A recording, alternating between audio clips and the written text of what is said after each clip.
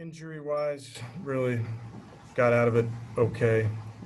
Baker there, I didn't want to see him get hit one more time, and that's I put that on myself.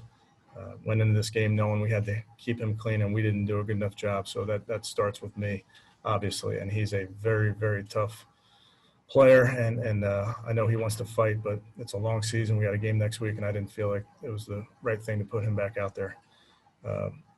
Bottom line, got beat. Credit to them. Didn't do anything right, obviously. Offensively, couldn't sustain drives, couldn't get a first down on third or fourth down. But again, credit to them. Guys fought, and then we got to learn from this and move on because you got another one next week, a division opponent on the road. With that, I'll take any questions. All right, Coach, our first question is going to come from Jake Trotter. Yeah, Kevin, how much do you think the injury contributed to the way that Baker played? And then I was going to ask you too, I guess you cleared that up, but the injury, that was the reason you decided to make the change at quarterback there at the end of the third quarter. Yes. Yeah. I don't know, Jake, if it contributed early. I know this. I didn't do a good enough job allowing him to be put in those positions. So it's something that I have to do way better. I can't let him get hit like that. Next up is Mary Kay Cabot. Yeah. Hey, Coach. Maybe it's premature to ask this, but I mean, do you have a decision to make on who will start at quarterback next week in Cincinnati? No. So Baker will start. I mean, as long as he's healthy, and I think he will be. Okay. Thank you. Next question goes to Scott Petrick. Hey, Kevin, why do you think the offensive line didn't have the success it has the previous 4 weeks? I think it's an easy answer, Scott, and I don't think it's the full answer, but I give them credit that they did a good job. I think, I'm sitting here saying, what could I do better? And I know there's a few things that I'd like to improve next time, but to their credit, they rushed the passer and then did a nice job. There were a couple that the ball, coverage or for whatever reason, the ball didn't get out. So the guys were fighting, but I'm going to figure out how I can do better there. Thank you. Jeff Shadell, you have our next question. Hey, Kevin, could you call this a sobering loss when you think about the game with the Ravens? And where does this put you guys in comparison to the Steelers and Baltimore? I just look at it, Jeff, at this game. If you want to call it sobering, that's probably a pretty good word. We lost this game, and that's we're going to react to this one and figure out how we can do better for the next one. Back to Jake Trotter. Yeah, Kevin, your offensive line had played so well this year, especially protecting the passer. Were you surprised that Pittsburgh was able to get to Baker so often? I mean, I think it was the highest rate that he'd ever had in his career in terms of facing pressure. That's what they do, Jake. I don't think they changed who they are. So again, I think we need to point the finger at ourselves, starting with me.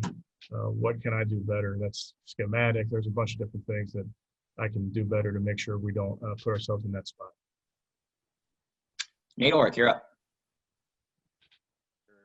After each of those interceptions. I missed the first part of that, Nate.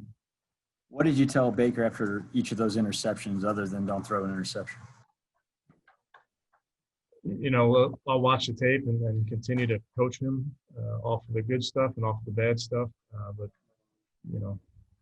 we're not built to turn it over. He knows that. But again, I'm going to figure out what I can do better and help him out because I did not help him out today. Thank you, Nate. The next question will be from Mary Kay Cabot. Yeah. Hey, Coach. It looked like Odell was kind of maybe, melting down a little bit on the sidelines. There was a helmet throw. He ripped off his shoes, spent the last bit of the game in his stocking feet. I mean, what was going on with him? And was he just upset about the game, or what was the deal there? Just normal frustration, Mary Kay, when you come out and you have to beat like that. You just got to make sure one doesn't turn into two. That's this game, and we got a big one next week. Tony Zarella, we'll go to you. Kevin, I think Jake has asked you a couple of different ways here. You had alluded to the Steelers, how aggressive they are on defense. Did they throw any looks at you or anything at you didn't expect today up front? I want to look at it, Tony, before I can give you a real good answer there.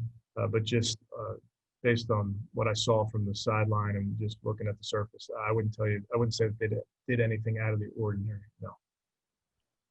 Doug Maurice, you have our next question. Kevin, you guys had a blowout loss week 1, and then you win the next 4 after that. What did you learn with this team and coming back from a loss like that? And is there anything how will you apply that now after this loss? I think, Doug, with any loss, you can't let it linger. You learn from it and you move on. And we'll watch the tape tomorrow. We'll have everybody in. We'll watch it. What can we learn from it and then move on? That's just the simple answer. But I just think you can't dwell on these things. The next one's coming. Scott Petrick, your line's open. Kevin, kind of following up on that, does the fact that both losses and they're kind of lopsided come to division rivals, does that tell you anything about your team? I could really only speak to this one, Scott. I think we got beat today by a good football team. Credit to them. We got to do better next time. All right, thanks. Mary Kay Cabot, back to you. Baker took that hard shot from Cam right before the half, and it looked like he was wincing on the bench. So what was the process at halftime that enabled you to say, yeah, let's put him back in there? And do you feel like that was the right decision? Yeah, I checked in with him, Mary Kay, checked in with the medical staff. He was cleared. Doesn't mean he wasn't sore, but he was cleared to play. And then, second play, we run a screen and he gets hit. And again, point the finger at me, please. That's not good enough. We'll take 3 more. Nate, Scott, and Tony. Nate, you're up. And obviously, the number 1 rushing attack in the offense you guys came in here with and couldn't get it going. Do you think that you miss Nick Chubb, really? You felt the loss of Nick Chubb for the first time this season? And what did you see out there in terms of what wasn't working?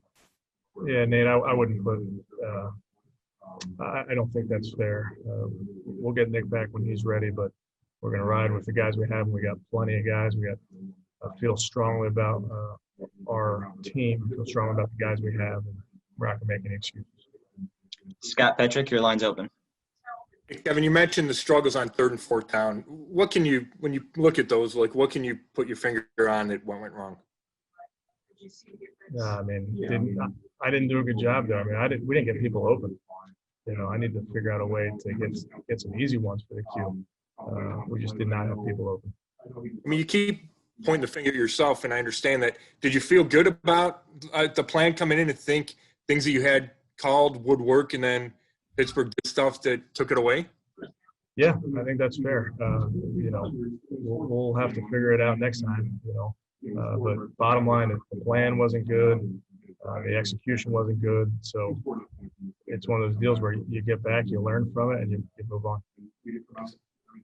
Last one to Tony. I'm sorry. Kevin, did you go into this game conceding at all that they would be tough to run your bootleg game and your outside the pocket passing game? Yeah, Tony, I think every game we look at how they play and what run concepts, what pass concepts will be good versus them. They play pretty wide on the edges, and they're pretty aggressive. So we felt like we had a plan to try and move the ball in the run and the pass. And although they played, Baker, Landry, and OBJ missed significant practice time. Was that make it difficult to have a rhythmic week of work? I wouldn't go there. I don't think we're not in the business of excuses. Just didn't get it done today, and got a big one next week.